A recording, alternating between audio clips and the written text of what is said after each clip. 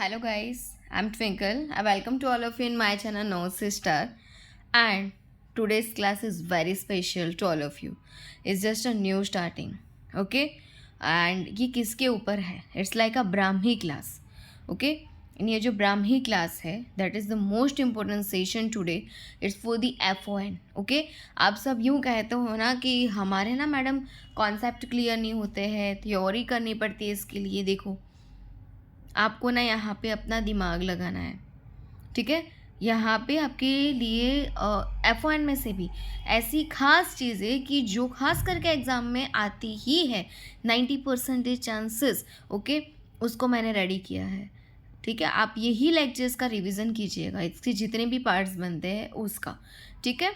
और revise is very very important. If you have the time you make your on notes. Okay, चलो हम start करते हैं. और जिसने भी मेरे चैनल को अभी तक लाइक ना किया हो, सब्सक्राइब ना किया हो और शेयर ना किया हो, वो ज़रूर कर दे, ठीक है. शेयर भी ज़रूर करें.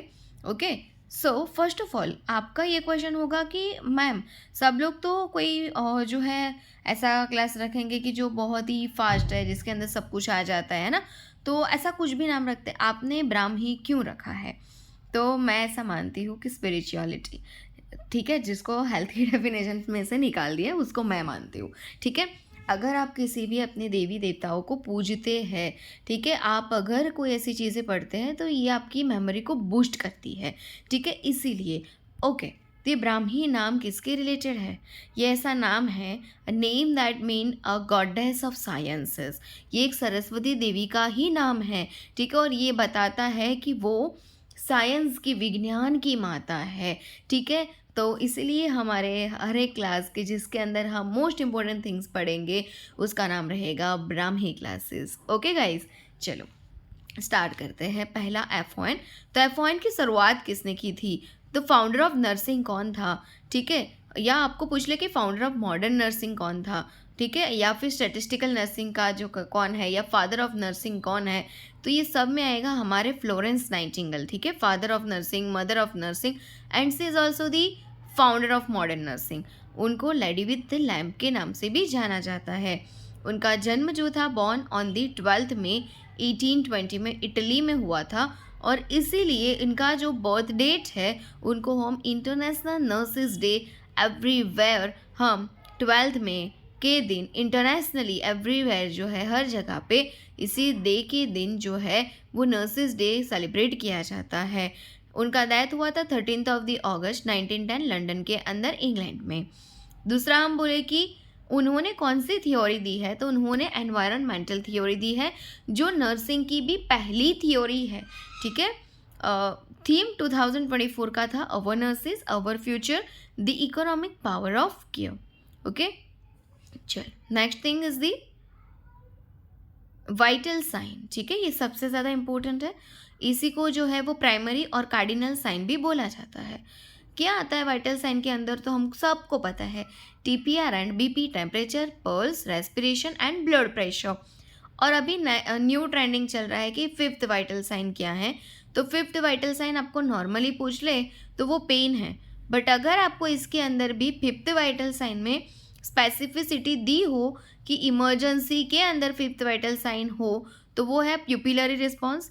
अगर आपको पूछा हो कि अगर कोई पेशेंट क्रिटिकल सिचुएशंस में है, ICU के अंडर एडमिट है, तो फिफ्थ वाइटल साइन जो है वो प्यूपिलरी रिस्पॉन्स के साथ हम SpO2 भी देख सकते हैं according to your options. Okay, order क्या है, हम कौन से ऑर्डर में, कौन से सिक्वेंस में जो है हम वाइटल साइंस को कैरी करते हैं. रूटीन जो है हम TPR प्लस BP, मतलब रूटीन हम पेशेंट का पहले टेम्परेचर लेते हैं, फिर पल्स लेते हैं, फिर रेस्पिरेशन और फिर BP. क्या ये मैंने सही बोला कि फिर करके? नहीं, बिल्कुल नहीं. क्योंकि हम क्या करते पता है, रूटीन में हम पहले ही पेशेंट को जो है जो बोलते हैं कि थर्मोमीटर लगा के बिठा देते और टेम्परेचर उसमें टू बजने तक का टाइम 3 मिनट्स लगता है. तब तक हम खड़े नहीं रहेंगे, तब तक हम पेशेंट का पल्स भी ले लेंगे और रेस्पिरेशन भी ले लेंगे, समझे आप. इसके लिए TPR और फिर लेंगे हम ब्लड प्रेशर. इमरजेंसी के अंदर जो है ये सीक्वेंस चेंज होता है. क्योंकि इमरजेंसी में हो सकता है कि पेशेंट जो है वो हमारे पास कार्डियक अरेस्ट के साथ भी आया हो. So that's why here we can check first the pulse. ठीक है, पहले हम पल्स को देखेंगे, PR, BP और फिर टेम्परेचर को हम देखते हैं. ठीक है, और न्यूबॉर्न के अंदर जो है हम देखते हैं पहले रेस्पिरेशन को, फिर पल्स, टेम्परेचर एंड लास्ट में ब्लड प्रेशर को. ठीक है, RPT, BP. क्लियर है. रूटीन में TPR, BP, इमरजेंसी में PR, BP, T and newborn के अंदर जो है वो RPT, BP. ओके, क्यों हम देखो किसी भी चीज़ के पीछे रीज़न होता है. क्यों न्यूबॉर्न के अंदर जो है हम BP लास्ट में मेज़र करते हैं और मैं तो बोलूँ तो नहीं करते, ना के बराबर है, क्योंकि न्यूबॉर्न के अंदर जो है सी ओवर हियर. ठीक है, यहाँ पे देखो क्या आपको बताया है. ओके, न्यूबॉर्न के हमने BP की बात की ना. तो न्यूबॉर्न का जो BP है वो हम देख लेते हैं पहले. देखो, in newborn never check BP first. Why? BP check after 3 years. Okay, तो न्यूबॉर्न में क्यों देखेंगे हम? In newborn risk to occur which things, the hypothermia, silent killer disease in newborn consider किया जाता है हाइपोथर्मिया को. ओके, तो मैडम इसमें आपने न्यूबॉर्न को स्पेसिफिसिटी क्यों दी है? क्योंकि अगर हम बात एडल्ट की करते ना तो हाइपरटेंशन आ जाता, साइलेंट किलर डिजीज. ठीक है, इसके लिए हमने यहाँ पे स्पेसिफिसिटी दिया है. So check the temperature. Temperature हम देख लो आप, टेम्परेचर हमने न्यूबॉर्न के अंदर कब चेक किया? पहले हमने क्या चेक किया था न्यूबॉर्न में? यस, रेस्पिरेशन चेक किया था, फिर पल्स किया था, फिर टेम्परेचर किया था और फिर ब्लड प्रेशर. तो ब्लड प्रेशर के पहले हम टेम्परेचर करते हैं. क्यों? क्योंकि ब्लड प्रेशर तो 3 years के बाद में देखा जाता है, पर टेम्परेचर का यहाँ पे देखना ज़रूरी है क्योंकि हाइपोथर्मिया का रिस्क रहता है. ओके, दूसरी बात देखो यहाँ पे क्या बोला है. एडल्ट पेशेंट की अगर हम बात करें तो CPR. ठीक है, जब हम पेशेंट को, एडल्ट पेशेंट को हम CPR, कार्डियो पल्मोनरी रिससिटेशन देते हैं, तब हम उसमें कौन सी पल्स चेक करते हैं? कैरोटिड पल्स को चेक करते हैं. और कैरोटिड पल्स जो होती है हमारे नेक के साइड होती है. ठीक है, तो हम इसमें करते क्या है, दोनों बाजू कैरोटिड आर्टरी होती है ना, उसके में से ही हम पल्स को चेक करते हैं. ठीक है, तो कभी भी both of the carotid pulse को never takes together. Why? Because वो सप्रेस हो जाएगी, बहुत सेंसिटिव होती है, सप्रेस हो जाएगी और डेथ हो सकती है. इसके लिए आपको कोई एक ही कैरोटिड पल्स को एक टाइम पे चेक करना है, और वो भी 1 minute तक बिल्कुल नहीं करना है, सिर्फ और सिर्फ check till only 10 seconds. Okay, तो ये सब याद रखना कि an adult patient CPR check carotid pulse हम देखेंगे उसके अंदर, और both of carotid pulse never takes together, check till 10 seconds only. अगर हम बात करें कि इन्फेंट्स के अंदर कौन सा पल्स चेक करेंगे तो फीमोरल पल्स, चाइल्ड के अंदर हम ब्रेकियल पल्स देते हैं, और न्यूबॉर्न के अंदर हम लिसन, एस्कल्टेट करते हैं अपिकल पल्स को. ठीक है, क्योंकि एपिकल पल्स को चेक किया जाता नहीं है, उसको सुना जाता है. क्लियर है. एडल्ट में कैरोटिड, इन्फेंट्स में फीमोरल, चाइल्ड में ब्रेकियल एंड न्यूबॉर्न के अंदर हम करेंगे एपिकल पल्स. ओके, चलो, very nice. Vital means what? हाँ, वाइटल मीन्स व्हाट? तो वाइटल मीन्स इम्पोर्टेंट. अब body is important vital organs has any physiological deviation, उसके अंदर कोई भी फिजियोलॉजिकल डिफ्रेंसिएशन आया तो वो पहली इफेक्ट जो है वो वाइटल साइन पे देता है, TPR BP पे. इसके लिए हम वाइटल्स को चेक करते हैं सबसे पहले. Okay, how many vital organs we have? Yes, 5 vital organs we have. Which one? First the heart, second kidney, third lungs, fourth liver and 5th one is the kidney. Clear? Okay, remember for that is one also. Next thing is the temperature. What is the temperature? Definition: degree of heat maintained by the body. Body जो है हमारा degree maintain जो करने का काम करती है उसको ही बोलते हैं temperature. A balance between heat production होना मतलब थर्मोजेनेसिस होना, एंड हीट लॉस होना मतलब थर्मोलाइसिस. ठीक है, balance between heat production and heat loss, उसको भी टेम्परेचर रेगुलेशन बोला जाता है. टेम्परेचर रेगुलेटरी सेंटर कौन सा है हमारी बॉडी में? तो हाइपोथैलेमस है. कौन है? हाइपोथैलेमस है. और नॉर्मल बॉडी टेम्परेचर कितना होता है? 98.6 degree Fahrenheit and 37 degree Celsius भी उसको बोला जाता है. ठीक है, कितना? 98.6 डिग्री फ़ारेनहीट और दी 37 डिग्री सेल्सियस ओरल. ठीक है, चलो नेक्स्ट थिंग देखो क्या बोला है आपको कि मैंने जो बोला ना आपको कि एक थर्मोजेनेसिस मतलब कि हीट का प्रोडक्शन होना, थर्मोलाइसिस मतलब कि हीट का लॉस होना, और टेम्परेचर रेगुलेटरी सेंटर तो हमारा ह्यूमन बॉडी के अंदर हाइपोथैलेमस है। पर मैं यहाँ पे आपको स्पेसिफिसिटी देना चाहती हूँ, और ये सारे क्वेश्चंस एग्जाम में आते भी है कि कौन सा proper anterior hypothalamus is primarily responsible for the heat loss. Heat loss के लिए जरूरी कौन सा है? यस, ठीक है, कौन सा? तो primary responsible for the heat loss is the anterior, ठीक है। और पोस्टीरियर जो है hypothalamus is responsible for the heat production. Okay, तो मैडम हमको तो सब मिक्स हो जाता, हम कैसे याद रखें? पोस्टीरियर हाइपोथैलेमस का पी और हीट प्रोडक्शन पी, ठीक है, प्रोडक्शन का पी, पी पी, ठीक है। Posterior hypothalamus for the heat production और एंटीरियर हाइपोथैलेमस हीट लॉस के लिए, और heat regulatory centre in the human body is the hypothalamus. चलो, वेरी गुड। अभी नेक्स्ट थिंग क्या है कि ओरल के अंदर 98.6 degree Fahrenheit most common route है ओरल। एक्जिला के अंदर जो है वो 97.6 डिग्री फ़ारेनहीट, मतलब कि ओरल से -1 डिग्री हो गया, और एक्जिला लिस्ट रिलायबल रूट है। जबकि हम रेक्टल की बात करें तो वो जो है ओरल के कंपैरिजन में +1 डिग्री है, क्योंकि 99.6 डिग्री फ़ारेनहीट ये होता है, और रेक्टल जो है वो मोस्ट रिलायबल रूट है, क्योंकि वो कोर बॉडी टेम्परेचर होता है, वहाँ पे हाईली ब्लड वैस्कुलरिटी होती है इसकी वजह से, ठीक है। और नॉर्मली ओरल एंड एक्जिला देखना, अब ऊपर जो बताया ना, ओरल 98.6, एक्जिला 97.6, दूसरा ओरल 98.6 एंड रेक्टम 99, ये दोनों के बीच में ना सिर्फ 1 का डिफरेंस है। कितना है? सिर्फ 1 का डिफरेंस है। फिर वो आप +1 में हो सकता है, जैसे कि ओरल और एक्जिला ले रहे हो आप तो -1 हो सकता है, और अगर आप ओरल और रेक्टल ले रहे हो तो वो +1 हो सकता है। बट अगर हम बात करें कि एक्जिला और रेक्टम के बीच का जो डिफरेंस है इसका टेम्परेचर का, तो वो होगा 2। कितना डिफरेंस होगा? 2। कैसे? क्या एक्जिला का 97.6 है और रेक्टम का 99.6 है, ठीक है। तो इस तरीके से अगर आप स्टडी करते हो ना, तो you think like that ma'am I am winner, okay, मैं कुछ भी पेपर आ जाए मैं जीत के आऊँगा, तो ये कर सकते हो आप, ठीक है। पहले नॉर्मली ओरल का 98.6 डिग्री फ़ारेनहीट, फिर एक्जिला का जो माइनस हो जाएगा इससे 97.6 डिग्री फ़ारेनहीट, और रेक्टम का क्योंकि वो कोर बॉडी टेम्परेचर इसलिए वो +1 99.6 डिग्री फ़ारेनहीट होगा। अभी हम बात करें कि किसके अंदर सिर्फ 1 का डिफरेंशिएशन देखने को मिलेगा, तो अगर हम ओरल एक्जिला ले या ओरल रेक्टम ले तो वो सिर्फ 1 का डिफरेंस है। बट अगर हम बात करें एक्जिला और रेक्टम के बीच की, तो वो डिफरेंस हो जाता है 2 का। Okay, nice. चलो, नेक्स्ट क्या बता रहा है कि फीवर।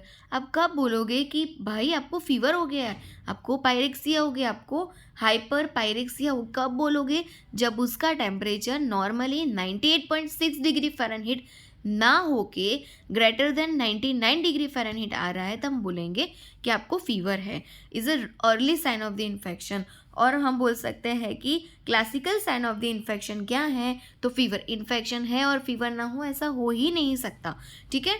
अभी दूसरी बात क्या है कि हम बता सकते हैं कि सी, ठीक है, सी का मतलब कि आप सेल्सियस कैसे ढूंढोगे?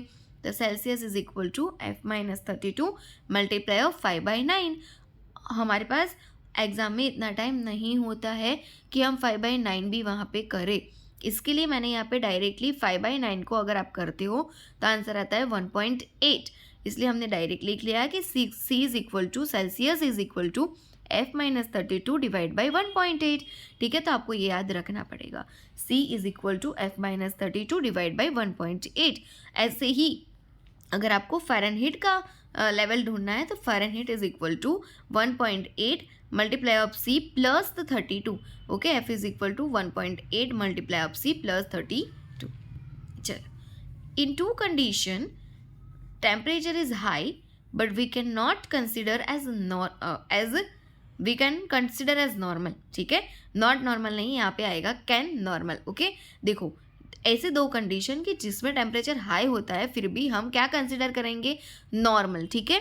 क्या कंसिडर करेंगे? नॉर्मल। जैसे कि एक है डायलिसिस, जिसमें टेम्परेचर बढ़ेगा फिर भी हम बोलेंगे कि नॉर्मल है, हेल्थ केयर प्रोवाइडर को दिखाने की कोई ज़रूरत नहीं है। और दूसरा है PPH, पोस्टपार्टम हेमरेज जब हो जाता है तब भी टेम्परेचर बढ़ा हुआ होता है पर फिर भी वो नॉर्मल है, ठीक है। तो ये एक्सेप्शनल भी आप याद रखिएगा कि 2 कंडीशन ऐसी है कि जिसके अंदर टेम्परेचर बढ़ा हुआ होता है फिर भी हम बोलते हैं कि नॉर्मल है। जो डायलाइसिस और पीपीएच है। थर्मोजेनेसिस, थर्मोजेनेसिस जो है जिसको हम बोलते हैं हीट का क्या होता है थर्मोजेनेसिस मतलब हीट का प्रोडक्शन, है ना। चलो, तो हीट का प्रोडक्शन कैसे कैसे होता है? डाइट, फूड से भी होता है। जैसे हम खाना खाते हैं ना, तो 1 ग्राम कार्बोहाइड्रेट जो है वो 4 किलो कैलोरी और 17 किलो जूल का प्रोडक्शन करवाता है।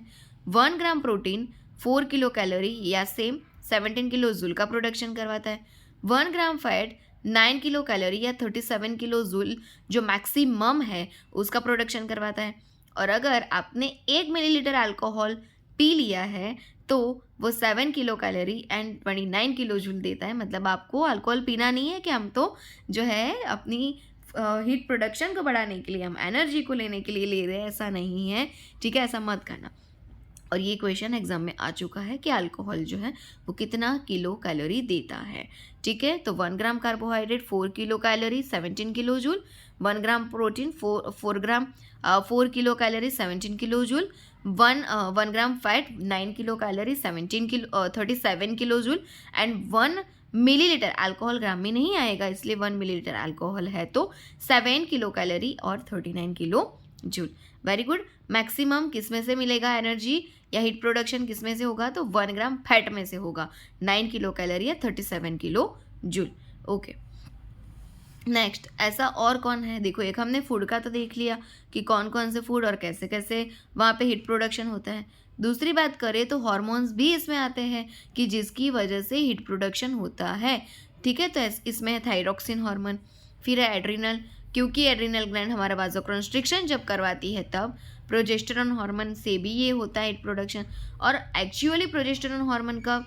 तो जब after ovulation body temperature increase होता है, after ovulation body temperature increase होता है और तभी कौन सा हार्मोन इंक्रीज होता है? प्रोजेस्टेरॉन। और उसी की वजह से टेम्परेचर ओव्यूलेशन के बाद इंक्रीज होता है स्लाइटली, ठीक है, स्लाइटली होता है। और उसके लिए आपको बेसल बॉडी टेम्परेचर को मेज़र करना पड़ता है रोज़ के रोज़ एक टाइम पे, तब पता चलेगा कि ये हुआ, वरना पता चलेगा नहीं। और प्रोजेस्टेरॉन जो है वो pregnancy keeping and pregnancy maintaining hormone भी उसको बोला जाता है, ठीक है। और इमोशन, जब आप गुस्सा करते हो और एंग्जाइटी, फियर, उसकी वजह से भी हीट का प्रोडक्शन होता है। एटमॉस्फियर, जैसे कि इवनिंग के टाइम हमारा टेम्परेचर ज़्यादा होता है, ठीक है।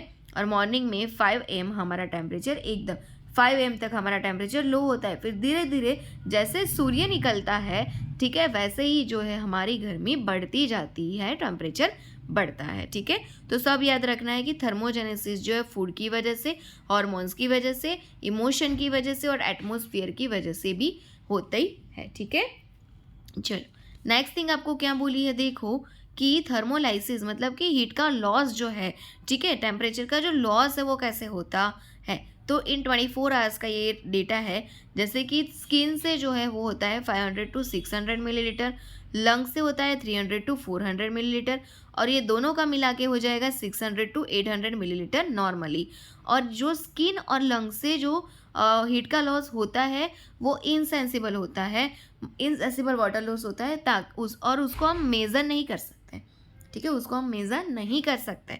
और अगर हम बात करें कि किडनी के थ्रू 1500 मिलीलीटर और बॉयल के थ्रू जो है मतलब कि स्टूल के द्वारा 200 मिलीलीटर जो है वो हमारा बोल सकते हैं कि वाटर का लॉस होता है, और उसको हम मेज़र जो है यूरिन आउटपुट को बहुत ही अच्छी तरीके से कर सकते हैं, ठीक है। तो हम कैसे करते हैं, देखो यूरिन आउटपुट जो है वो पर आर आपको पूछे कि कितना यूरिन आउटपुट होना चाहिए नॉर्मली, तो per hour urine output normally 30 to 60 millilitre per hour होना चाहिए। अगर यही आपको पूछे कि तो पर मिनट कितना होना चाहिए, तो पर मिनट वो 1 मिलीलीटर है, ठीक है, इसीलिए तो जो है आर में कितना हो जाएगा 30 to 60 मिलीलीटर पर आर हो जाता है। क्लियर है? Okay. Methods of heat loss, heat loss कैसे होता है, तो थ्रू स्किन से 4 तरीके से जो है वो हीट का लॉस होता है। जैसे कि कंडक्शन के थ्रू 3%, यहाँ पे आपको याद रखना है डी का मतलब है कि कंडक्शन में आने वाला डी, और यहाँ पे जो हीट लॉस होता है वो डायरेक्ट कांटेक्ट से होता है, तो डायरेक्ट कांटेक्ट का डी और कंडक्शन का डी आप याद रखोगे। कंडक्शन तो डायरेक्ट कांटेक्ट से ही हीट लॉस होगा और वो होता है सिर्फ 3%, बहुत ही मिनिमम हीट लॉस जो है वो कंडक्शन से होगा। कन्वेक्शन दूसरा, वो 15% करवाता है। कन्वेक्शन मतलब क्या, सर्क्यूलेटरी एयर से हीट का लॉस होना, जैसे कि फैन से, एयर कंडीशनर से, कूलर से, इससे जो भी हीट लॉस होता है वो 15% होता है और उसको कन्वेक्शन बोला जाता है। तीसरा है radiation 60%। Primary heat loss through the skin, वो भी रेडिएशन के थ्रू होता है और मैक्सिमम हीट लॉस भी रेडिएशन के थ्रू ही होता है। ठीक है, रेडिएशन में 60% हीट लॉस होता है, primary heat loss through the skin भी रेडिएशन के थ्रू होता है और मैक्सिमम हीट लॉस भी रेडिएशन के थ्रू होता है। इवापोरेशन से हीट लॉस जो है 22% होता है और इवापोरेशन मतलब कि स्वेटिंग, पर्सपिरेशन के थ्रू हीट का लॉस होना। ठीक है, तो हीट लॉस के अंदर पहला कि थ्रू दी स्किन, उसमें आएगा conduction 3%, direct contact, convection 15%, circulatory air, radiation जो है वो 60%, primarily heat loss through the skin and also the maximum heat loss and evaporation 22%। Okay, याद रखना, इससे कई क्वेश्चंस पूछे जाते हैं। मेथड्स ऑफ हीट लॉस जैसे हमने देख लिया, through the skin, through the GI tract, through the respiratory tract, GI tract में स्टूल आ गया हमारा, रेस्पिरेटरी ट्रैक्ट में लंग आ गए हमारे, और through the kidney urine output. Urine output per day आपको पूछे तो 1500 मिलीलीटर पर डे होता है। ठीक है, या फिर 1.5 लीटर पर डे भी आप बोल सकते हो। 1 मिलीलीटर पर मिनट में 1 मिलीलीटर पर मिनट, 60 मिलीलीटर पर आवर और 1440 मिलीलीटर पर डे। याद रहेगा, 1 मिलीलीटर पर minute, 60 millilitre per hour and 1440 millilitre per day. ठीक है, या फिर आप 1500 मिलीलीटर ही बोल दो। ओके, क्लियर है। चलो नेक्स्ट थिंग हम देखें तो थ्रू स्किन जो है हमने अभी देखा, कंडक्शन के द्वारा 3%, कन्वेक्शन के द्वारा 15% और दूसरी चीज़ रेडिएशन के through 60%, heat transfer through electromagnetic waves in environment 60% maximum. देखो यहाँ पे क्या बोला है, heat transfer through electromagnetic waves in environment, और इसीलिए हमने ये ही पढ़ा था कि अगर आप रेडिएशन की बात करते हो ना तो वो प्राइमरीली जो है heat loss through the skin भी कहलाता है। ठीक है, primarily heat loss through the skin भी कहलाता है और उसी की वजह से यहाँ पे दिया हुआ है कि heat transfer through the electromagnetic waves in environment, radiation 60% maximum, evaporation sweating के थ्रू ग्रेटर देन 22% या 22। ठीक है, चलो 2 टाइप्स होते हैं टेम्परेचर के। कैसे, मतलब कि एक हम बोल सकते हैं सरफेस टेम्परेचर, कि जिसको हम also known as the shell temperature भी बोलते हैं। एक्जिला, ओरल, ये सब सेल टेम्परेचर है। ठीक है, सरफेस टेम्परेचर है, एक्यूरेसी नहीं मिलती है। बट अगर हम बात करें कोर टेम्परेचर की, जो डीप टिश्यू टेम्परेचर है, कि जहाँ पे बोल सकते हैं कि हाई वास्कुलरिटी होती है, ब्लड सप्लाई होती है और उसमें एक्यूरेसी देखने को मिलेगी। जैसे कि कोर टेम्परेचर के अंदर हम कंसिडर करते हैं रेक्टल से लेने वाला टेम्परेचर कोर टेम्परेचर है, यूरिनरी ब्लैडर वाला टेम्परेचर कोर टेम्परेचर है, एसोफेगस से, टिम्पेनिक मेम्ब्रेन से। ठीक है, ऐसे सारे टेम्परेचर्स कैसे है, कोर बॉडी टेम्परेचर है, डीप टिश्यू टेम्परेचर और surface temperature known as the shell temperature. Okay, oral temperature जो है वो समथिंग, ओरल टेम्परेचर अगर आप ले रहे हो तो उसके अंदर आप क्या ध्यान रखोगे, तो अगर आप ओरल टेम्परेचर ले रहे हो ना तो समथिंग यू ड्रिंक हॉट और कोल्ड। अगर पेशेंट ने कुछ भी ठंडा या गर्म पिया है तो बोलो एटलीस्ट 20 मिनट्स तक हम आपका टेम्परेचर अब नहीं ले सकते। ठीक है, वेट करो, 20 मिनट्स के बाद मैं वापस आऊँगी आपका टेम्परेचर लेने। नेवर टेक इन दी साइकेट्रिक पेशेंट।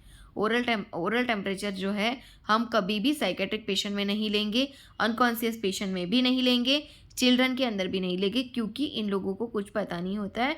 वो थर्मोमीटर को बाइट कर लेते हैं और क्रश हो जाता है थर्मोमीटर और मर्क्यूरी उनके अंदर चल जाता है और मर्क्यूरी पॉइजनियस है, डेथ हो जाती है। इसकी वजह से ये ध्यान रखना है। ठीक है, चलो साइट और रूट। ओरल रूट जो है वो मोस्ट कॉमन रूट है, उसका टेम्परेचर नॉर्मली 98.6 डिग्री फ़ारेनहीट या 37 डिग्री सेल्सियस होता है। 2 to 3 मिनट्स तक हमको यहाँ पे थर्मोमीटर को रखना पड़ेगा। कॉन्ट्रा इंडिकेटेड है, चिल्ड्रन में नहीं ले सकते हैं, साइकेट्रिक पेशेंट में नहीं ले सकते हैं, ओरल सर्जरी हुई है फिर भी नहीं ले सकते हैं, और माउथ ट्रॉमा के अंदर भी हम नहीं ले सकते हैं ओरल टेम्परेचर। ठीक है, दूसरा रूट कौन सा है, देखो एक्जिला। ये लीस्ट रिलायबल रूट है। यहाँ का temperature normally 97.6 degree Fahrenheit and 36.4 degree Celsius रहता है, बट ये based for infant and children है, बट यहाँ का ड्यूरेशन 5 मिनट है। ठीक है, रेक्टल रूट जो है वो मोस्ट रिलायबल है, कोर बॉडी टेम्परेचर है, एक्यूरेसी देखने को मिलती है। यहाँ का temperature 37.5 degree Celsius 99.6 degree Fahrenheit normal होता है। रेक्टल रूट से टेम्परेचर अगर हमको लेना है तो हम पहले पेशेंट को पोजीशन देंगे लेफ्ट लेटरल, एनीमा देने के लिए भी हम लेफ्ट लेटरल पोजीशन देते हैं, और अगर हमको रेक्टल एग्जामिनेशन करना है तो भी हम यही पोजीशन का यूज़ करते हैं। यहाँ पे हमको सिर्फ 2 मिनट्स लगेंगे। और थर्मोमीटर को इंसर्ट करने का पूछा जाता है कि अगर आपका पेशेंट एडल्ट है तो आप, अगर पेशेंट एडल्ट है और आप रेक्टल रूट से टेम्परेचर ले रहे हो तो आप टेम्परेचर की जो टिप है, जो बल्ब है, उसको 1.5 इंच या फिर 4 to 5 सेंटीमीटर इंसर्ट करोगे। अगर आप इन्फेंट या चाइल्ड में से ये ले रहे हो तो सिर्फ और सिर्फ उसकी बल्ब को 1 इंच तक ही इंसर्ट कर सकते हो। ठीक है, ये सब इम्पोर्टेंट है। थर्मोमीटर जो है वो डिस्कवर्ड किया था गैलीलियो गैली ने। ठीक है, गैलीलियो गैलीली ने जो है वो थर्मोमीटर को डिस्कवर्ड किया था। अगर थर्मोमीटर का बल्ब जो है वो ब्लू कलर का है तो वो ओरल थर्मोमीटर है, और अगर थर्मोमीटर का बल्ब रेड कलर का है तो वो रेक्टल थर्मोमीटर है। ओके, नेक्स्ट थिंग इसके अंदर क्या देखने को मिलती है, तो देखो कि टाइप्स ऑफ थर्मोमीटर। पहला है ग्लास या क्लिनिकल थर्मोमीटर, जिसका रेंज हमें कहाँ तक का जो है रेंज देखने को मिलता है, 95 से 100 डिग्री फ़ारेनहीट तक के हमको नंबर्स देखने को मिलते हैं ग्लास क्लिनिकल थर्मोमीटर के ऊपर, या फिर 35 से 43.3 डिग्री सेल्सियस तक हम इसमें ले सकते हैं। अगर मर्क्यूरी प्रेजेंट है तो ये हमें कॉन्स्ट्रिक्शन करवाता, इसमें मर्क्यूरी प्रेजेंट होता है और कॉन्स्ट्रिक्शन इसमें हो सकता है। बट अगर हम लोशन थर्मोमीटर की बात करें कि जिसमें रेंज 32 से 21 डिग्री 212 डिग्री फ़ारेनहीट और 0 से 100 डिग्री सेल्सियस तक का ये आता है, उसमें कोई भी कॉन्स्ट्रिक्शन नहीं होता है। ठीक है, ग्लास क्लिनिकल थर्मोमीटर और लोशन थर्मोमीटर, रेंज जरूर याद रखना, और कॉन्स्ट्रिक्शन भी किस में होता है और किस में नहीं। इलेक्ट्रॉनिक थर्मोमीटर, इसका ड्यूरेशन बहुत ही कम है, जिसमें बताया ना वो टू टू टू, ये वाला जो ड्यूरेशन है वो सिर्फ होता है 1 मिनट का। कितना? 1 मिनट का। और इसी में ही कलर आता है, red colour for the rectal and blue colour for the oral. ठीक है, चलो नेक्स्ट थिंग, टिम्पनिक थर्मोमीटर। ईयर से जब आप टेम्परेचर लेते हो उसको टिम्पनिक बोलते हैं, और वो कोर बॉडी है। इसमें तो सिर्फ विद इन अ सेकेंड्स में रिजल्ट आ जाता है, फास्टेस्ट है। Difference between oral, rectal and axilla जो हमने देख लिया ना कि ओरल का 97.6, रेक्टल का 99.6 एंड एक्जिला का 98.6 डिग्री फ़ारेनहीट होता है। ओके, फास्टेस्ट पूछे तो क्या आएगा? विद इन सेकेंड वाला टिम्पेनिक। यस, हमने थर्मोमीटर को यूज़ किया, उसको डिसइंफेक्टेंट कितने सॉल्यूशन का कितना कंसंट्रेशन, और दूसरी बात कितने मिनट्स तक हम रखेंगे तो ये डिसइंफेक्टेंट होगा, दूसरे पेशेंट के अंदर हम यूज़ कर पाएंगे, और कोई भी जो है वो उसमें उसके द्वारा कोई भी इन्फेक्शन ट्रांसमिट नहीं होगा। तो पहला हम डेटोल यूज़ करते हैं तो उसका कंसंट्रेशन 1g40 होना चाहिए 15 minutes, Savlon 1g20 5 minutes and Lysol 1g40 3 minutes. ठीक है, सबसे ज़्यादा इसमें अभी तक पूछा गया है सेवलॉन के बारे में।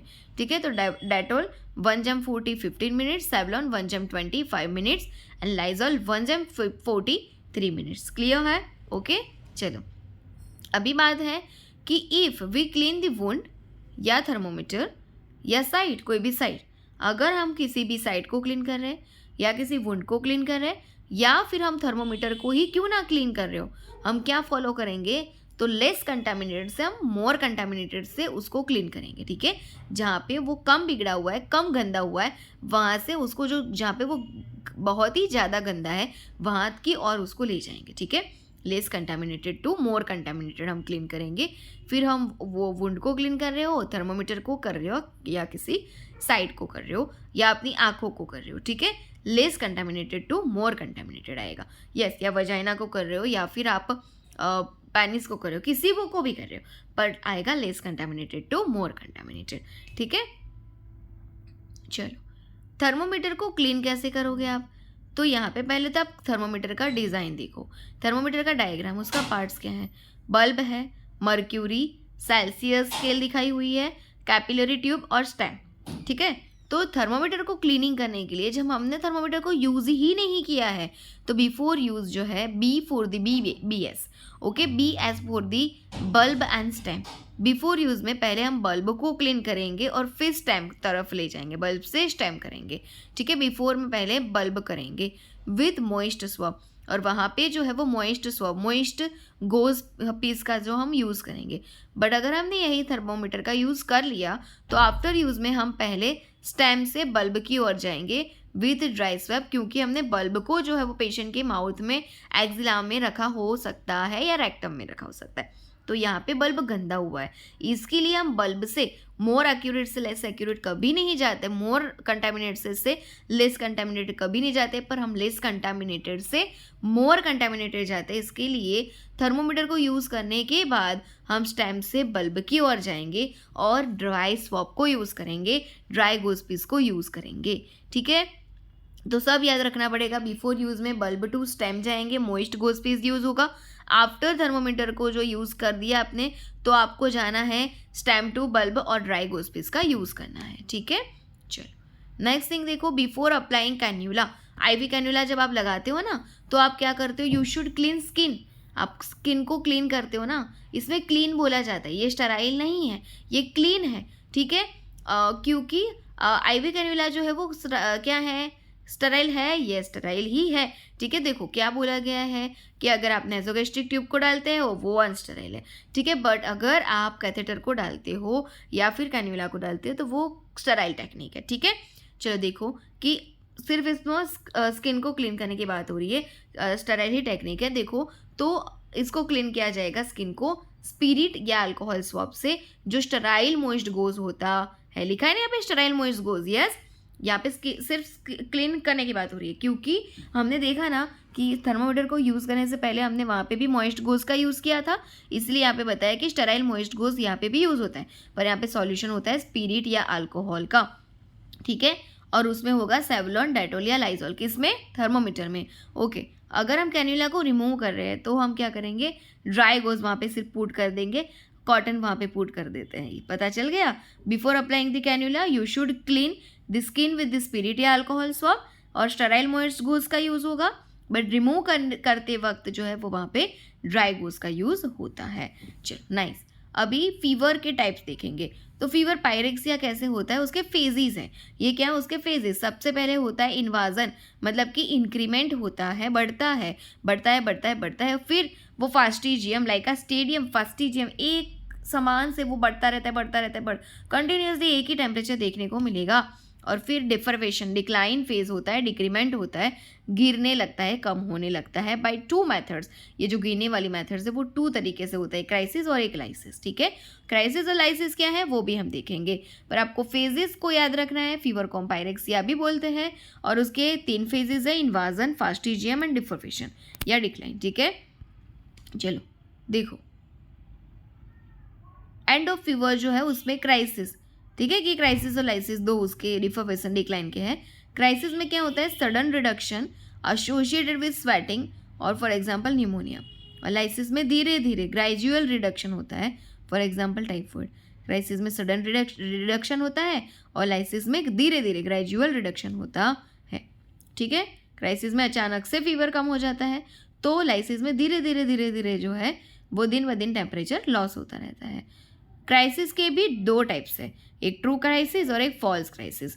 ट्रू क्राइसिस के अंदर क्या होता है, देखो कि व्हेन बॉडी टेम्परेचर रिटर्न, तो ट्रू क्राइसिस के अंदर जो है when body temperature return to normal, body temperature जब नॉर्मली हो जाता है, नॉर्मल हो जाता है और सडनली विथ इम्प्रूवमेंट, और साइन एंड सिम्टम्स भी नहीं देखने को मिलता है इन patients general condition, it is known as the true crisis. ठीक है, टेम्परेचर का भी कम होना और साइन एंड सिम्टम्स को भी हटाना है, तो इसको बोलेंगे हम ट्रू क्राइसिस।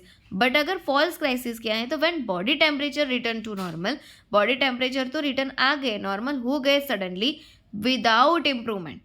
ठीक है, क्योंकि क्राइसिस है तो हम सडनली का यूज़ कर रहे हैं, बट यहाँ पे इम्प्रूवमेंट नहीं हो रहा है, साइन एंड सिम्टम्स तो दिख रहे हैं, ठीक है, उसको वीकनेस ये सब फील हो रहा है, बट टेम्परेचर उसका कम हो गया है, तो वो false crisis and patients general condition, it is known as the false crisis. चलो दूसरे टाइप्स हम देखिए तो कांस्टेंट फीवर, कंटिन्यूअसली फीवर का बढ़ना, remittent fever, step ladder fever, ठीक है, इंटरमिटेंट फीवर। और इंटरमिटेंट फीवर के देखो टाइप्स कौन से हैं, क्वाटिडियन फीवर जिसको स्पाइक्स एवरीडे थोड़ा थोड़ा बढ़ता जाएगा, टर्शियन फीवर अल्टरनेटिव डे पे बढ़ता जाएगा, और क्वार्टन फीवर एवरी 3rd डे पे बढ़ेगा। ये चीज़ें याद रखना। इंटरमिटेंट फीवर के 3 टाइप्स, क्वाटिडियन, टर्शियन एंड क्वार्टन, ठीक है। क्वाटिडियन में एवरीडे बढ़ेगा, टर्शियन में अल्टरनेट डे पे बढ़ेगा और क्वार्टन के अंदर थर्ड डे पे बढ़ेगा। ओके, चलो नाइस। और दूसरे देखो यहाँ पे प्रॉपर दिखाया है ग्राफ के साथ कि कंटिन्यूअस फीवर, देखो कंटिन्यूअसली बढ़ रहा है वो, yes. Temperature continuously remains above the normal, normal से कंटिन्यूअसली जो बढ़ता जाएगा विद डेली फ्लक्चुएशन, डेली इसमें जो है आपको 1 डिग्री सेल्सियस का फ्लक्चुएशन देखने को मिलेगा। वन डिग्री या गिरेगा या बढ़ेगा, 1 डिग्री गिरेगा या बढ़ेगा, मतलब कि कंटिन्यूअसली जो है फीवर है। ऐसा आपको टाइफस और वायरल न्यूमोनिया के अंदर देखने को मिलेगा। रेमिटेंट फीवर के अंदर देखो ग्राफ क्या दिखाया हुआ है कि temperature continuously remains above normal, above normal ही होता है, ठीक है। कंटिन्यूअस में तो क्या था कि रिमेन्स अबोव नॉर्मल, यहाँ पे भी क्या है, remains above normal. But remittent fever के अंदर डेली फ्लक्चुएशन में ग्रेटर देन 1 डिग्री सेल्सियस जो है वो चेंजेस देखने को मिलेगा, ठीक है। यहाँ पे आएगा टाइफस, सेप्सिस, कोई इन्फेक्शन, ट्यूबरक्यूलोसिस और रिमेटिक फीवर। इंटरमिटेंट फीवर बराबर इंटरवल पड़ेगा, बीच में ब्रेक आ जाएगा। Temperature remains above normal only for a certain periods, कुछ टाइम तक ही ये जो है वो टेम्परेचर बहुत ही बढ़ जाएगा, later returning back to normal, और फिर जो है वो ये नॉर्मल आ जाएगा, फिर से बढ़ेगा और फिर से नॉर्मल आएगा, ठीक है। मतलब कि ब्रेक लेता रहता है। प्लूराइटिस हो जाना और सेप्सिस के अंदर। बाईफेजिक फीवर देखो तो यहाँ पे ना बाईफेजिक फीवर में इन्वाजन, फिर फास्टिंग और डिक्लाइन, ये स्टेजेस दो बार देखने को मिल रहे हैं। देखो फिर से इन्वाजन, फास्टिंग, ठीक है, फास्टिजियम और डिक्लाइन, ये फेजेस देख रहे हो। Fever that breaks and return twice a day, 2 दिन पे जो है वो ये फीवर आएगा, 2 दिन फीवर रहा, मिट गया, फिर से 2 दिन फीवर आया, ऐसा ये बाईफेजिक फीवर है। Yellow fever, dengue, malaria, typhoid and leptospirosis के अंदर ये देखने को मिलता है। दूसरा undulant fever, temperature continuously remains above normal रहेगा with daily fluctuation greater than 1 degree Celsius, कि जैसे हमारा रेमिटेंट फीवर था वैसे ही है, ठीक है ना, ओके।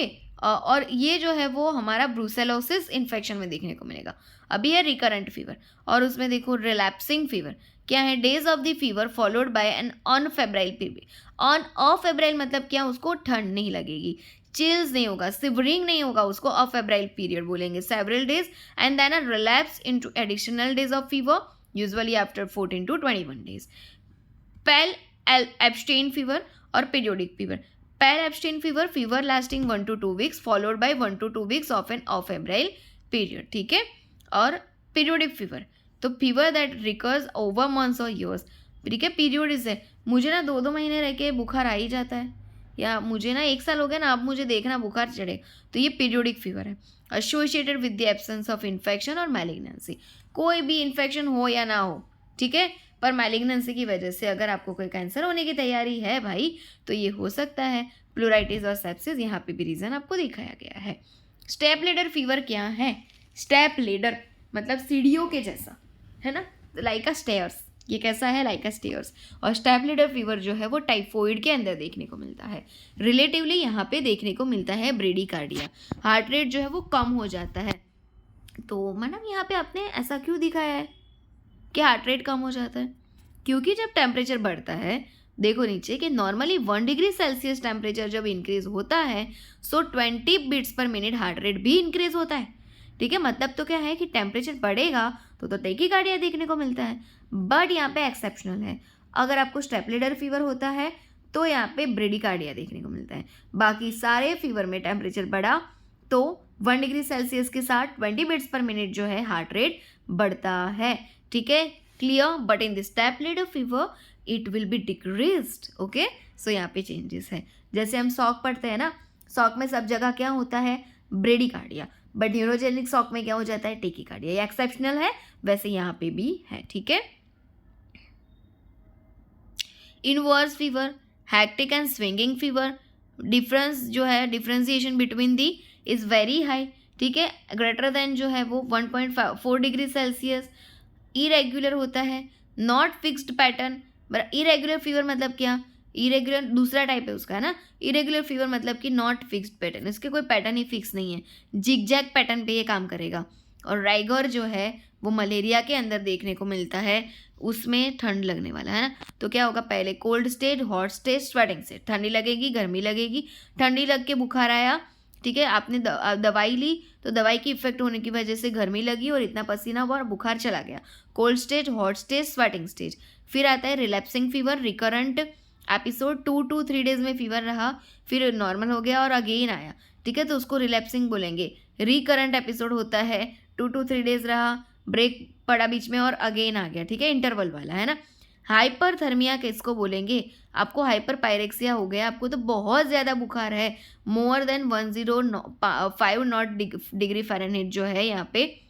और दूसरी खास बात यहाँ पे ये कि हमेशा टेम्परेचर को 105.0 डिग्री फ़ारेनहीट ऐसे लिखा जाता है, ठीक है। यहाँ पे मैंने भी जो लिखा है कि 105 डिग्री फ़ारेनहीट ऐसे लिखा ही नहीं जाता है, ऐसे ही लिखते हैं टेम्परेचर को हमेशा 105 नॉट, मतलब कि 0.0 डिग्री फ़ारेनहीट। तो ये सबसे ज़्यादा, अगर इससे ज़्यादा है तो हाइपरथर्मिया या हाइपरपायरेक्सिया बोलेंगे, और अगर आपको हाइपोथर्मिया है तो लेस देन 95.0 डिग्री फ़ारेनहीट बोल सकते हैं, या हाइपोपायरेक्सिया, जिसको हम साइलेंट किलर डिजीज़ बोलते हैं न्यूबॉर्न के लिए।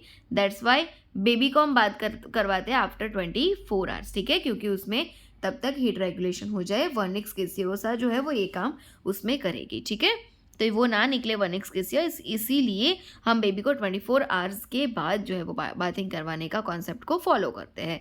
इन्वर्स फीवर क्या है, नॉर्मली टेम्परेचर डिक्रीज होता है मॉर्निंग एंड इंक्रीज हो जाता है इवनिंग में। नॉर्मली हमने पढ़ा ना कि डिक्रीज होता है मॉर्निंग में, तो 5 बजे से आपका पहले से एकदम ठंडा बॉडी होता है, जैसे जैसे सूरज आता है वैसे वैसे हमारा टेम्परेचर बढ़ता है, तो इवनिंग में तो हमारा टेम्परेचर ज़्यादा होता है। बट इन्वर्स के अंदर सिचुएशन अपोजिट होती है कि मॉर्निंग में आपका टेम्परेचर बहुत ज़्यादा होगा और इवनिंग होते होते सन डाउनिंग सिंड्रोम पड़ता है ना, हम जैसे जैसे जैसे सूरज जाएगा ना वैसे वैसे आपका टेम्परेचर कम होता जाएगा, ठीक है ना। तो ये भी देखने को मिल सकता है कि मॉर्निंग के अंदर यहाँ पे आपका टेम्परेचर बढ़ेगा और इवनिंग में जो है वो टेम्परेचर कम होगा, वो इन्वर्स फीवर के अंदर देखने को मिलेगा, जो नॉर्मल से एकदम अपोजिट होगा। स्टेजेस ऑफ मॉर्टिस, ठीक है, हम ये बहुत पढ़ते हैं कि आफ्टर डेथ जो है हमारी बॉडी में कैसे कैसे चेंजेस दिखने को मिलते हैं, और ये डायरेक्ट भी पूछा जाता है, सीक्वेंस भी पूछी जाती है कि स्टेजेस ऑफ मोर्टिस क्या है, आफ्टर डेथ कौन से चेंजेस होते हैं। तो यहाँ पे आपके पास एक न्यूमोनिक्स है, मैनोमिक्स है, जो क्या बता रहा है, पार्ले-जी बिस्किट तो खाई है ना, ठीक है, तो पार्ले-जी बिस्किट्स का क्या है यहाँ पे देखो कि P for the pallor mortis, A for the algor mortis, R for the rigor mortis and L for the livor mortis, ठीक है। EG तो मैंने ऐसे ही लगा दिया है आपको ट्रिक देने के लिए, ठीक है। तो पार्ले-जी पाइलर मोर्टिस के अंदर क्या होता है कि the skin becomes pale, white होने लगती है in colour, normally has more of a grey appearance. Algor mortis में क्या होता है, कूल हो जाता है एकदम, टेम्परेचर एकदम लॉस होता है, cooling stage, heat is lost through the radiation, convection, conduction and evaporation. फिर होता है राइगर मोर्टिस, ठीक है, द स्टिफनिंग स्टेज, हमारी बॉडी एकदम जकड़ जाएगी, ठीक है, एकदम स्टिफ हो जाएगी, हार्ड हो जाएगी। All muscles in the body, both voluntary हो या फिर इनवॉलंटरी हो, बिकम्स रिजिड, ठीक है, क्योंकि मरने के बाद आपका हाथ में कुछ है ही नहीं तो कैसे वॉलंटरी रहा, ठीक है, तो या फिर वॉलंटरी हो या इनवॉलंटरी हो, सब स्टिफ होगा, ठीक है, becomes rigid due to biochemical changes. This process begins several year. और राइगर मोर्टिस का जो पोस्ट प्रोसेस है, जो स्टिफनिंग है, तो जो स्टिफनिंग है वो मरने के बाद, ठीक है, पोस्टमार्टम में जब रखा जाता है मॉर्चुरी रूम में बॉडी को, तो उसमें ये चेंजेस होने में घंटों तक का टाइम लग जाता है, ठीक है। नेक्स्ट लास्ट जो है वो लीवर मोर्टिस है, उसमें क्या होता है, डिस्कलरेशन, बॉडी का पूरा कलर चेंज हो जाएगा, डिस्कलरेशन देखने को मिलेगा ऑफ द स्किन, ठीक है। Okay, the skin on the body becomes dark purple हो जाएगा ड्यू टू द साइनोसिस, क्योंकि पूरा जो ब्लड है वो बॉडी के नीचे की साइड जो है वो जमा होने लगेगा इसके लिए, ठीक है, क्योंकि बॉडी कैसी होगी पोस्टमार्टम में, एकदम सीधी होगी, और अगर आपने कहीं भी रखी वो सीधी होती है तो सारा ब्लड जो है वो बॉडी के नीचे जमा होगा और इसके लिए ऊपर साइनोसिस देखने को मिलेगा। Okay, becomes dark purple and colour जो है वो due to the oxygen discolouration ऐसा हो जाएगा, ठीक है। तो that is are the stages of mortis, और उसमें देखने को मिलता है पोस्टमार्टम रूम में, और आफ्टर डेथ में ये जो चेंजेस होते हैं, पार्ले-जी लीवर, उसमें क्या होगा, पहला pallor mortis, algor mortis, rigor mortis and livor mortis. Pallor के अंदर भी स्किन का कलर चेंजेस होता है, अल्गर के अंदर टेम्परेचर का देखने को मिलता है, राइगर के अंदर स्टिफनेस और लीवर के अंदर भी डिसकलरेशन। क्लियर? ओके, चलो नेक्स्ट थिंग इसके अंदर क्या दिखा रहा है आपको कि व्हाट इज द पल्स, जो हम हार्ट रेट रहते हैं ना वो क्या है।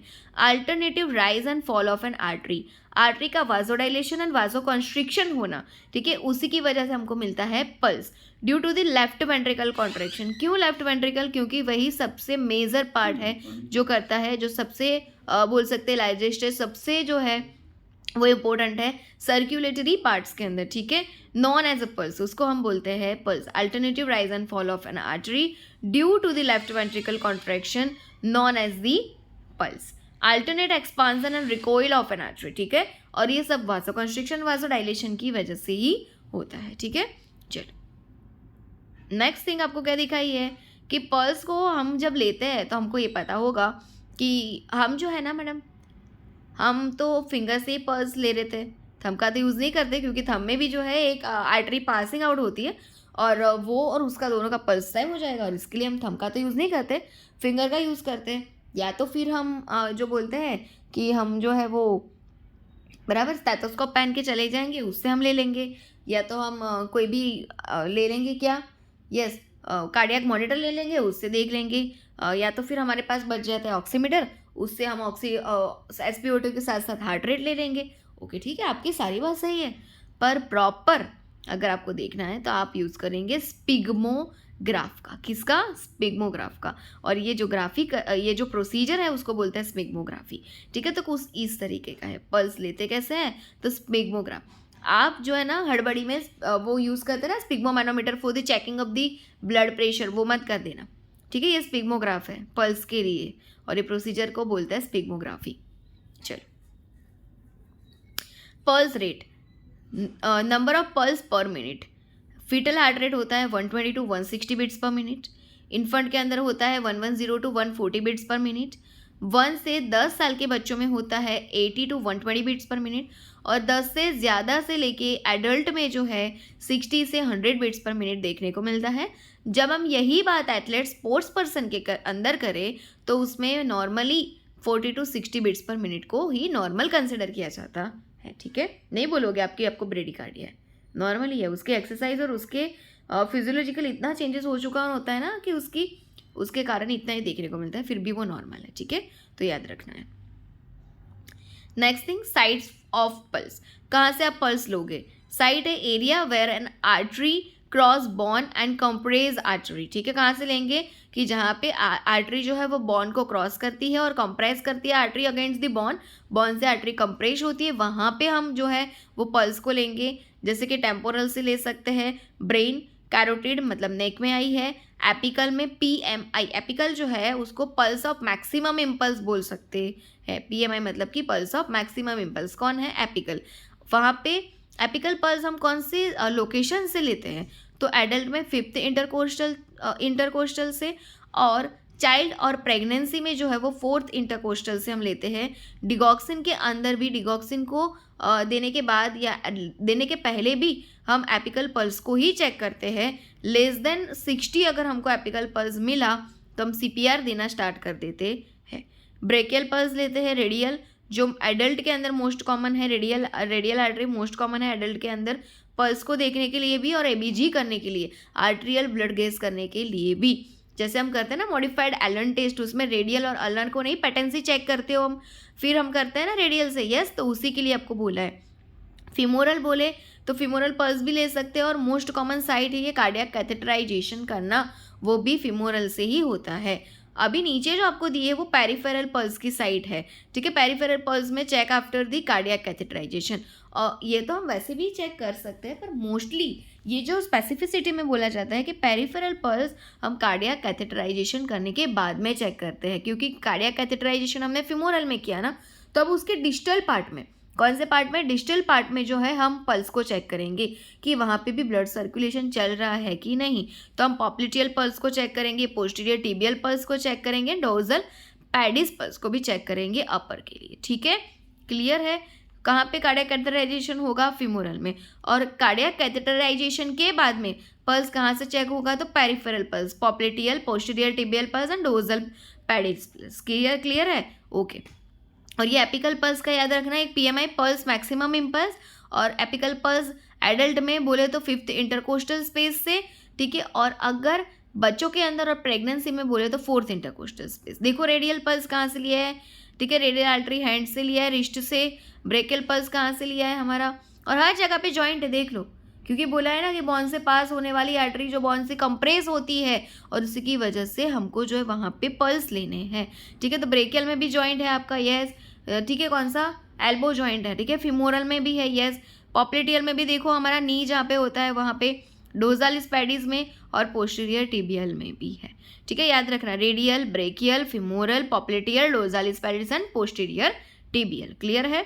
ओके। और ये तो हमको पता ही है कौन सा, कि ये पॉप्लिटियल जो है वो डोर्सालिस पैडीज और पोस्टीरियर टिबियल, इसको हम कार्डियक कैथेटराइजेशन के बाद में चेक करते हैं, क्योंकि देख लो फिमोरल के डिस्टल साइट है सारी की सारी, और फिमोरल के अंदर हम कार्डियक कैथेटराइजेशन को इंसर्ट करने के लिए करते हैं, ठीक है।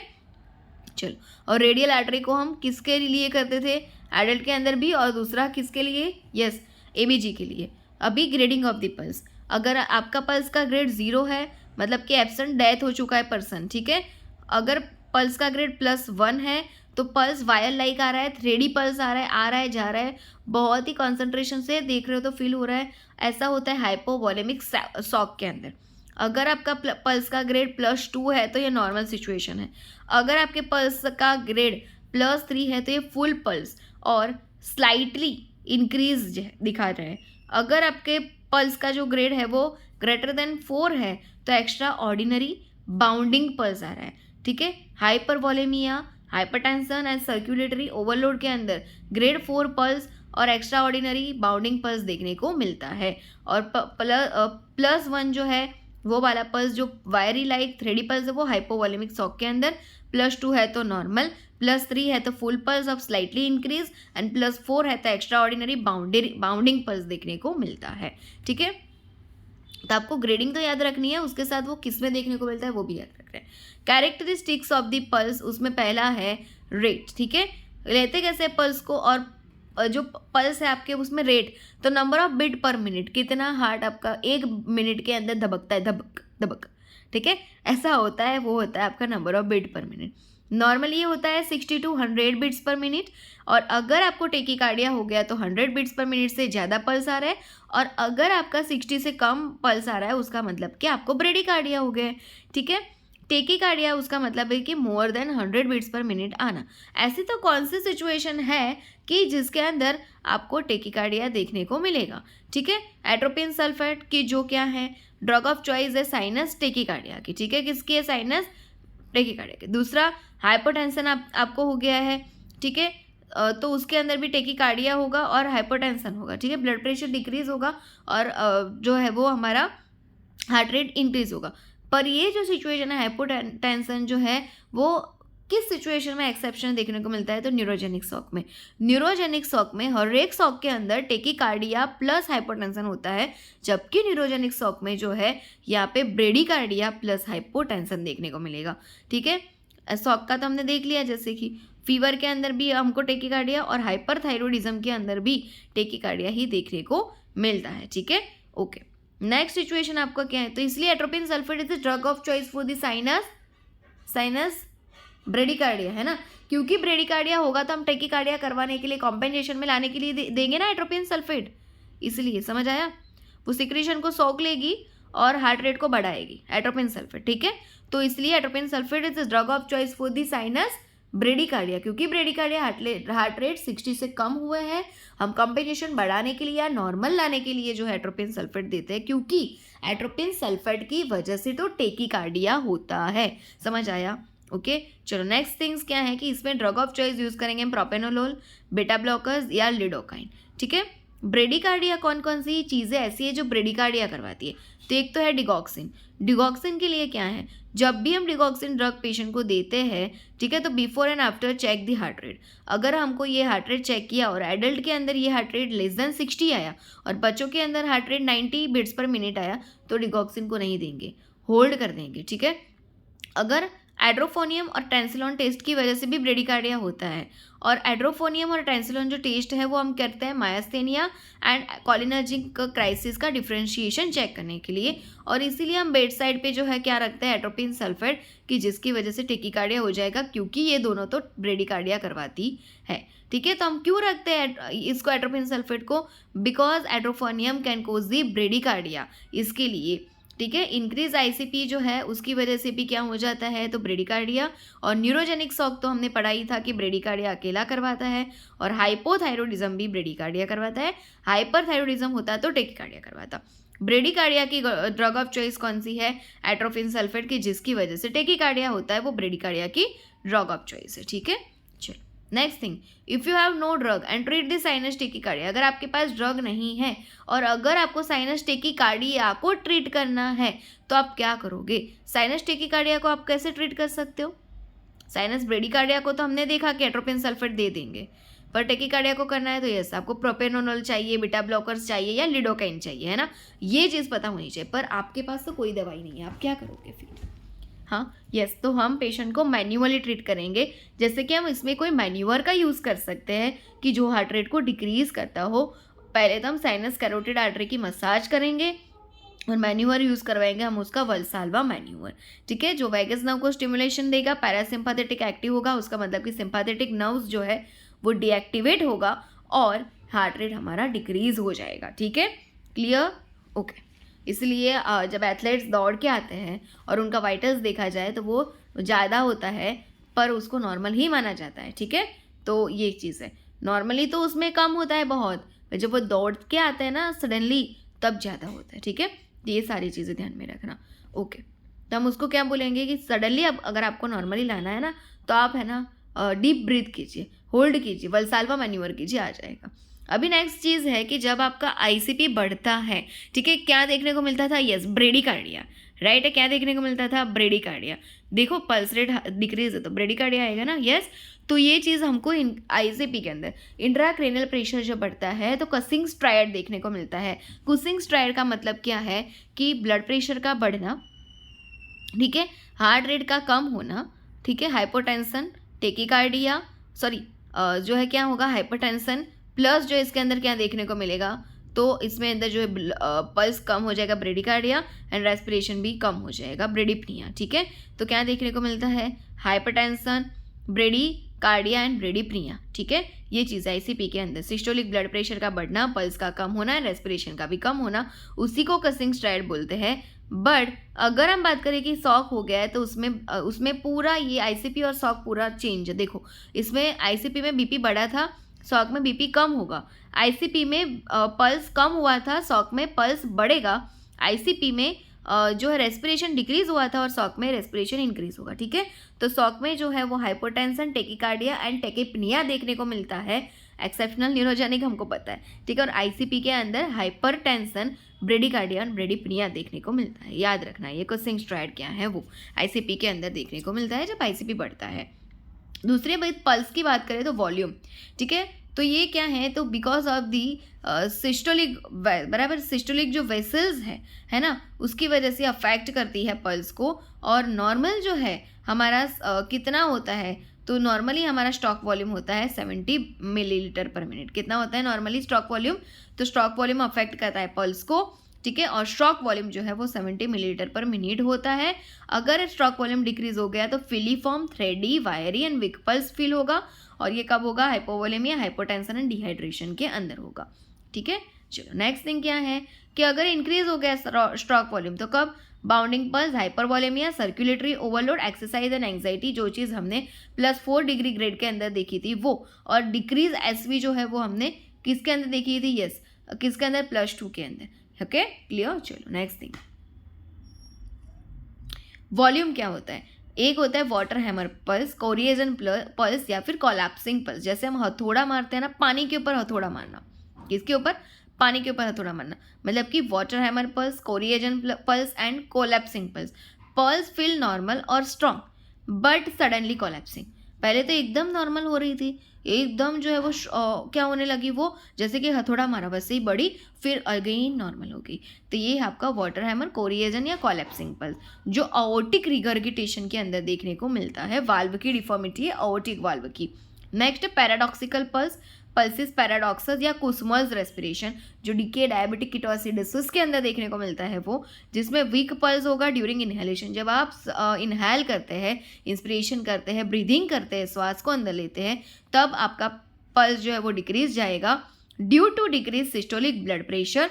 फॉर एग्जाम्पल अगर आपको कोई भी क्रॉनिक डिजीज है, सीओपीडी है, कार्डियक टेम्पोनेट मतलब कि कार्डियक के आउटर लेयर के अंदर फ्लूइड भर जाना, वो सिचुएशन है तो भी ये देखने को मिलेगा। और उसमें देखने को मिलता है बैक स्ट्राइड। देखो बैक स्ट्राइड क्या है, जो कार्डियक टेम्पोनेट के अंदर अभी आपने कसिंग स्ट्राइड देखा था ना, जिसके अंदर हाइपोटेंशन यस और टेकिकार्डिया, और दूसरा यस, उसमें क्या देखने को मिलता था आपको, सिचुएशन देखो कौन सी थी, उसके अंदर हाइपरटेंशन और दूसरा उसके साथ ब्रेडिकार्डिया एंड ब्रेडिप्निया देखने को मिलता था। अभी इसके अंदर जो है आपको क्या देखने को मिल रहा है, वो देखो बैक स्ट्राइड की जो कार्डियक टेम्पोनेट की वजह से ठीक है देखने को मिलता है। उसमें हम याद रखेंगे MDH का मसाला, ठीक है। M for the muffled heart sound, D for the distended jugular vein बोल सकते हैं आप, जो नेक वेन होती है हमारी, और H for the hypotension, muffled heart sound, distended jugular vein and hypotension, ठीक है। तो ये सिचुएशन यहाँ पे देखने को मिलेगी। कुसिंग्स में हाइपरटेंशन था, यहाँ पे हाइपोटेंशन है, ठीक है। देखो और क्या है, तो पल्स अल्टरनेंस कैसे होता है, रिदम इज रेगुलर, रिदम तो रेगुलर होती है but volume is after strong and weak, बराबर वॉल्यूम अल्टरनेट हो जाता है, या तो स्ट्रॉन्ग होता है या फिर वीक होता है, रिदम नॉर्मल रहेगी। लेफ्ट वेंट्रिकुलर जब फेल हो जाता है तब ये देखने को मिलता है, तो रिदम तो नॉर्मल ही है बट वो वॉल्यूम को मेंटेन नहीं कर पा रहा है, स्ट्रॉन्ग एंड वीक हो जाता है, ठीक है। नेक्स्ट सिचुएशन, MDH तो हमने देख ली, बैक स्ट्राइड कार्डियक टेम्पोनेट के लिए यूज होती थी वो। अभी bigeminal pulse also called the coupled pulse, ठीक है। Every second beat fill early and weak, every second जो है बीट फिल होगी, एवरी मिनट फिल होनी चाहिए थी, ये सेकंड नहीं, सेकंड एवरी सेकंड में आपको बीट फिल होने लगेगी। और कैसी होगी वो, नॉर्मली से अर्ली पहले आएगी पर वीक होगी, ठीक है। For example myocardial infarction, digitalis toxicity, digoxin की टॉक्सिसिटी। और इसके लिए यहाँ पे ये मेंशन किया हुआ कि अगर आपको डिगॉक्सिन की टॉक्सिसिटी हो गई तो आपको सबसे पहले क्या देखने को मिलेगा, एनोरेक्सिया, GI के रिलेटेड सिम्टम्स आपको शो हो गए जब आपको डिगॉक्सिन की टॉक्सिसिटी हो जाती है। और उसके लिए हम यूज़ करते हैं डिजीबाइन ड्रग का, एंटीडोट एंटागोनिस्ट है ये डिगॉक्सिन का, ठीक है। रिदम क्या है, तो rise and fall after regular time interval, rise and fall after regular time interval उसको बोलते हैं रिदम, हार्ट का रिदम, PQRST ये वाला। इंटरमिटेंट पल्स क्या होता है, beat missed at regular interval, regular interval पे वो धबकना भूल जाता है, वो इंटरमिटेंट पल्स है। पल्स डेफिशिट क्या है, जिसके लिए अगर आपको पल्स डेफिसिट चेक करना है तो आपको 2 नर्सिंग ऑफिसर्स चाहिए, क्योंकि एक ही टाइम के ऊपर आपको जो है एक बाजू पेरिफेरल पल्स को लेना है तो एक बाजू एपिकल पल्स को भी लेना होता है। एक पर्सन पेरिफेरल पल्स को लेगा और एक पर्सन एपिकल पल्स को लेगा। और डेफिशिट का मतलब ही ये है, पल्स डेफिशिट का मतलब ही ये है difference between apical and radial pulse. जरूरी नहीं है रेडियल पल्स ले लो, आप कोई भी पेरिफेरल पल्स को ले सकते हो, पर एपिकल पल्स फिक्स है कि एपिकल पल्स के साथ आपको कोई भी पेरिफेरल पल्स ले लो आप, या फिर एपिकल या रेडियल बोला हो तो भी ये यही है pulse deficit. For example atrial Flutter के अंदर ये चेक करते हैं, हार्ट फड़फड़ा आएगा, बराबर। Dicrotic pulse, 1 heart beat but filled of 2 sensation of pulse, heart beat तो एक ही बार होगा, हार्ट धबकेगा एक बार, पर आपको सेंसेशन जो है वो धबकने का वो 2 बार फील होगा। कितनी बार होगा, 2 बार होगा, बराबर। धक वाली फीलिंग एक बार होगी, धक वाला काम एक बार होगा, धबक दबा, बराबर, ये 2 बार होता है। फॉर एग्जाम्पल हार्ट फेल हो गया है तब ये देखने को मिलता है। तो रिदम के अंदर इंटरमिटेंट पल्स देखने को मिलेगा, ठीक है, पल्स डेफिसिट एंड डाइक्रोटिक। अभी आपको बताया कि कितने नर्सिंग ऑफिसर चाहिए और कब चाहिए, 2 नर्सिंग ऑफिसर चाहिए। कब, जब आपको ब्लड डेफिसिट या पल्स डेफिसिट का आपको चेक करना होता है तब, क्योंकि एक वाला जो है वो एपिकल लेगा तो दूसरा वाला कोई भी पेरिफेरल देगा। दूसरा कि अगर आपको ब्लड ट्रांसफ्यूजन स्टार्ट करना है उसके पहले भी आपको 2 चाहिए। ऑपरेशन थिएटर के अंदर भी आपको 2 नर्सिंग ऑफिसर, एक स्क्रब नर्स चाहिए और एक सर्कुलेटरी नर्स चाहिए। बट जब आपको पेशेंट को शिफ्ट करना होता है, ठीक है, तब आपको 3 नर्सिंग ऑफिसर्स चाहिए होते। ओके, तो ये याद रखना कितने, कब 2 चाहिए और कब 3 चाहिए। स्पेशल पॉइंट से कुछ, always count for the 1 full minutes pulse को पूरा 1 मिनट तक चेक करना होता है। कैरोटिड पल्स की बात अलग है, उसमें सिर्फ 10 सेकेंड तक और एक ही बाजू को करेंगे। नॉट यूज थंब या 3 फिंगर्स का यूज़ नहीं करते, सिर्फ 2 फिंगर्स का यूज़ करते हैं। न्यूबॉर्न के अंदर हम एपिकल पल्स को चेक करेंगे। बिफोर डिगॉक्सिन देने के पहले भी हम एपिकल पल्स को फुल 1 मिनट तक चेक करेंगे। अगर 1 डिग्री फ़ारेनहीट टेम्परेचर बढ़ा तो 10 बीट्स पर मिनट बढ़ेगा। अगर 1 डिग्री सेल्सियस टेम्परेचर बढ़ा तो 20 बीट्स पर मिनट, और 1 डिग्री सेल्सियस के साथ रेस्पिरेशन भी 4 ब्रीथ पर मिनट, BMR भी 7 बढ़ेगा और SpO2 भी 7 बढ़ेगा। ठीक है। हाइपोटेंशन के अंदर टेकिकार्डिया देखने को मिलेगा। अर्ली साइन है हाइपोटेंशन की। अगर हाइपरटेंशन हो गया तो ब्रेडिकार्डिया देखने को मिलेगा, मतलब कि blood pressure and heart rate दोनों एक दूसरे के अपोजिट काम करेंगे। हाइपरथायरॉयडिज्म के अंदर टेकिकार्डिया देखने को मिलेगा, और हाइपोथायरॉयडिज्म है तो उसमें ब्रेडिकार्डिया देखने को मिलेगा। दूसरी चीज़ देखो, इफ पल्स नॉट फील, आप देख रहे हो आपने फिंगर्स के थ्रू चेक किया, आपने स्टेथोस्कोप के थ्रू चेक किया, आपको पल्स नहीं मिल रही है, तो आपको क्या करना है, आप इसके अंदर डॉपलर का यूज़ कर सकते हो। ठीक है। Then check by the Doppler कौन कौन सी कंडीशन में, जैसे कि आपको PVD पेरिफेरल वास्कुलर डिजीज हो, आप ओबेसिटी वाले पेशेंट को देख रहे हो, या फिर कोई एडिमा वाला पेशेंट है, उसके अंदर आप ये डॉपलर अल्ट्रासाउंड्स का यूज़ करके पल्स देख सकते हो, ले सकते हो। ठीक है। मोस्ट कॉमन और suitable pulse in newborn is the apical, left side में, मिड क्लेविक्युलर में, 4th इंटरकोस्टल में, और प्रेगनेंसी में भी सेम। न्यूबॉर्न में अगर आपको CPR देना है तो ब्रेकियल फिमोरल पल्स चेक करोगे। मोस्ट कॉमन और सुटेबल इन एडल्ट में रेडियल होगा। एडल्ट CPR अनकॉन्शियस में, पेशेंट में या इमरजेंसी में आप कैरोटिड पल्स को देखेंगे, और ड्यूरिंग प्रेगनेंसी पल्स इंक्रीज होगा 10 to 15 बीट्स पर मिनट। ठीक है। और यही हम हमारा सेशन को कंप्लीट करेंगे। आगे ऐसे ही हम कंटिन्यू करने वाले हैं हमारा ब्राह्मी सेशन। आप कनेक्टेड रहिएगा। ओके। और लाइक करना बिल्कुल मत भूलना, और कमेंट भी जरूर करना आपको कैसा लगा। Okay. Thank you so much.